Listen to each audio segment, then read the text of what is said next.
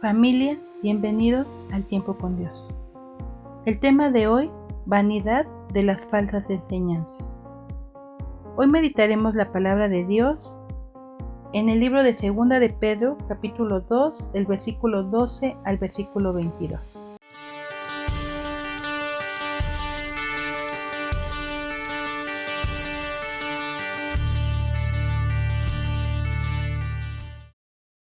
En estos versículos que a continuación vamos a escudriñar, nos enseñan a entender que necesitamos permanecer atentos a la palabra de Dios para saber identificar a los falsos maestros. En esta carta de despedida de Pedro a sus discípulos, sabiendo que partirá pronto de esta tierra, nos exhorta a conocer profundamente a Dios, a cuidarnos de los falsos profetas y a esperar la venida del Señor. El apóstol Pedro, guiado por el Espíritu Santo, nos alerta en que habrá falsos maestros aún dentro de la iglesia del Señor, por lo que nos indica claramente cómo identificarlos para no caer en su engaño, porque su final será condenación y perdición. Dice la palabra de Dios en el versículo 14: Tienen los ojos llenos de adulterio, no se sacian de pecar. Seducen a las almas inconstantes, tienen el corazón habituado a la codicia y son hijos de maldición. Aquí hay un punto muy importante donde aclara quiénes serán engañados, y los que serán engañados son las almas inconstantes, los que no tienen constancia, aquellos que son inestables en su compromiso con Dios, no tienen una comunión diaria con el Señor Jesús. Por medio de la Escritura, pasan días sin orar y cuando escuchen a falsos maestros hablar palabras infladas y vacías, serán seducidos por ellos. Y en los falsos maestros siempre habrá dos características en sus vidas: inmoralidad sexual y avaricia. Dice el versículo 17: Estos son fuentes sin agua y nubes empujadas por la tormenta, para los cuales la más densa oscuridad está reservada para siempre. Dice la palabra de Dios aquí que también son fuentes sin agua y nubes empujadas por la tormenta.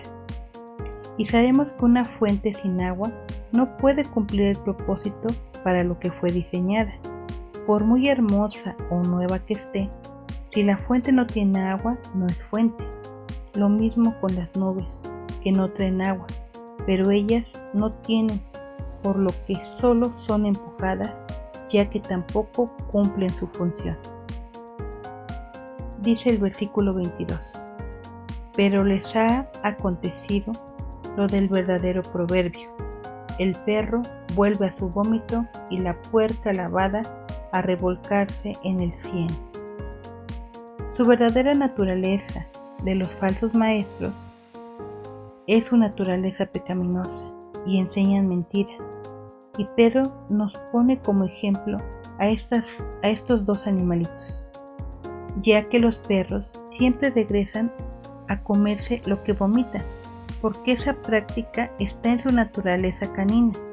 Siempre lo harán aunque los educamos.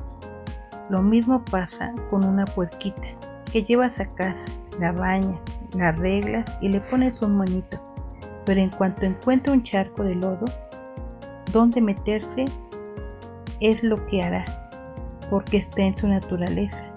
La única forma que dejará de hacerlo es que Dios le diera una nueva naturaleza, una de oveja, y entonces ya no le gustará revolcarse en el lodo.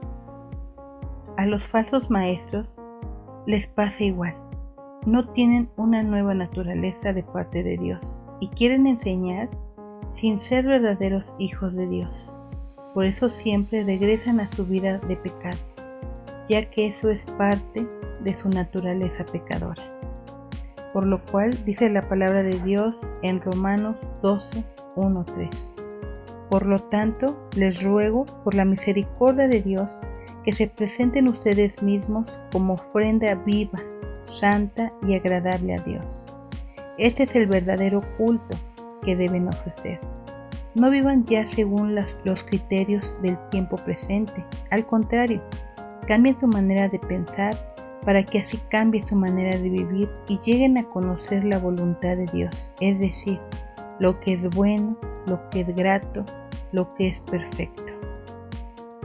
Ser constante en nuestro camino a la madurez espiritual, asistiendo a la iglesia, teniendo una comunión diaria con Jesús, a través de su palabra y la oración, podremos identificar a los falsos maestros para no ser engañados.